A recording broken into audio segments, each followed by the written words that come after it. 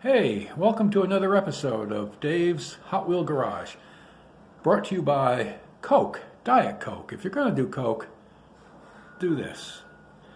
Anyway, since our last episode, the car can has taken a fall, which has been known to happen, and a few of its cars were dislodged, but they will be hopefully put back on one of these days once I get some Gorilla Glue. But today we have our new shopping spree Hot Wheels. It's after Christmas by a few weeks, and the Walmart got its Hot Wheels restocked a bit, and we've got some new things I haven't seen before. So let's open the box and see what we got. Now, what we got to do is this. We got to, let's see. We're going to try it this way. Okay, so what do we got here? Number one is an old favorite. I haven't seen it quite in this form yet. It's the old 1962 Dodge, I believe. Hopefully it's not going to give me too hard of a fight, or else we're going to use up all 8 minutes just trying to get in. Look how they do this. I mean, if you want to steal them, you'd never, this thing will come off in 10,000 pieces before you couldn't engineer it this way. There we go. All right, let's not get impatient, let's not get annoyed. And what this says here is 62 Plymouth Savoy, and it is copyright, it's hard to say. Anyway, it's a beautiful car. This was the Savoy, the Plymouth Savoy that they made too small, but it learned a lesson for Chrysler, and what they did was they changed to the mid-size car with a restyle in '65, went on to be the Charger and the Cordoba eventually, and the Magnum, and so there's nothing goes to waste, and that's number one. Number two, which might surprise you, is a Jaguar, a 1956 Jaguar sports car. Yes, sir, look at this, 94 cents a piece, and we're in business. Now this car came out before I was up and running in the world, but I saw it in Hot Wheels today, and I said I can appreciate this. Now you want to smell it too. Well, not that great of a smell. I mean, it's not a bad smell. It just doesn't have the new car enamel smell that you associate with some Hot Wheels. And let's get these boxes out of the way. Packaging, And our last car of the day. Look at this. Look how beautiful this is in its illustration form. It's a Mercedes-Benz station wagon. What year does it say? It says it doesn't say what year. It looks like it's somewhere in the late 70s, early 80s, and it's a replica of a Mercedes-Benz at the time when the Mercedes were just becoming coin of the realm in the United States. Up until the 70s, this was in 2018. It's an 80 Mercedes-Benz W12. Now, let's take the camera back to the normal position, and we'll show you. This is the Mercedes-Benz midsize E-Class, is what they call it now, wagon. That's how it started out. It's got a sunroof. It's got, it's probably got the big bumpers. And unless it's the European edition, then it really might not quite have the bumper action going on as much as we would in the United States. Left side with the filler cap on it, the right side.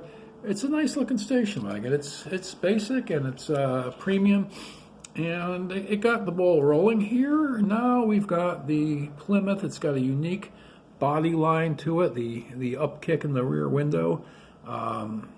The chrome. This was late Virgil Exner. He tried to replace the, the forward look with a new look, and it was used on the Valiant and the full-size cars, but it never really caught on. It was kind of forced more than it was inspired. He tried all sorts of things, the spare tire on the trunk, which this doesn't have, but the Valiant started this look, and that was one of the problems. You try and start your look on the top end car and then bring it down, not start it on the bottom end car and then bring it up. I mean, you don't want your neighbors saying, oh, that's a nice looking take on the Valiant. Not that the Valiant was a bad car, but it was their compact. They kind of went in reverse, but neither here nor there. So you got 80s, you got 62, and you got 56. So we got 3 generations represented here. Now this car has a classic look to it, especially if you weren't there at the time, and even if you were.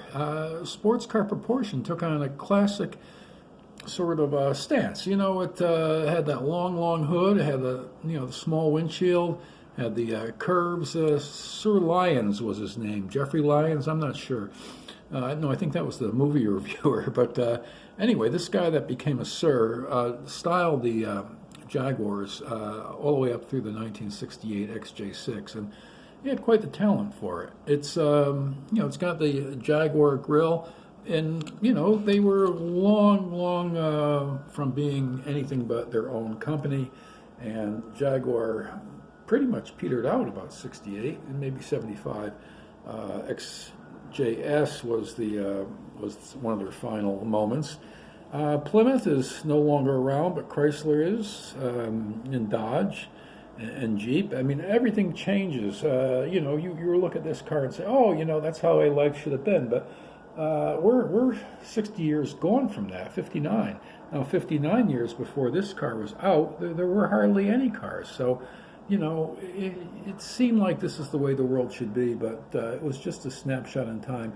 And the Mercedes-Benz, they made 2 Mercedes back in those days. They made the full size and they made the mid-size, and you could also say the sports cars, but those were kind of a sideline. And now Mercedes probably makes about 15, 16 different vehicles, and as Motor Trend said, they've taken a chance in that, because how really great are these vehicles? They all look like they came from a Cracker Jack box in some ways. They're all the same sort of look, and a zillion configurations, and even the small ones with front-wheel drive cost a fair amount of dough.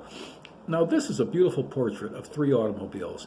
Again, under $3, I got 3 new automobiles, 3 new cars, and it really adds to the collection. Doing this show, I need to get new vehicles, but I'm not going to get any old vehicles. I'm going to get the ones that really, turn me on. And with the new cars coming in, these 3 really qualified. I would take you out for a ride in these, but I think that we need to kind of spend some time in the shop going over and making the details, and making sure that everything works. I wouldn't feel right just getting them and buying them and then taking them out on the road with the passengers. So we're going to stay here and play it safe. But in any event, this is what you can get for under $3, like I say, in the automobile world. You don't really need to be rich, you just need to be out and about. This is Dave Bazan, Dave Bazan's Garage, with our latest episode and our the big view of life, showing the 3 dislodged cars, the 62 Impala, and again, drink Coke. Coke brings you this show, and you want to bring some Coke home. Thank you very much.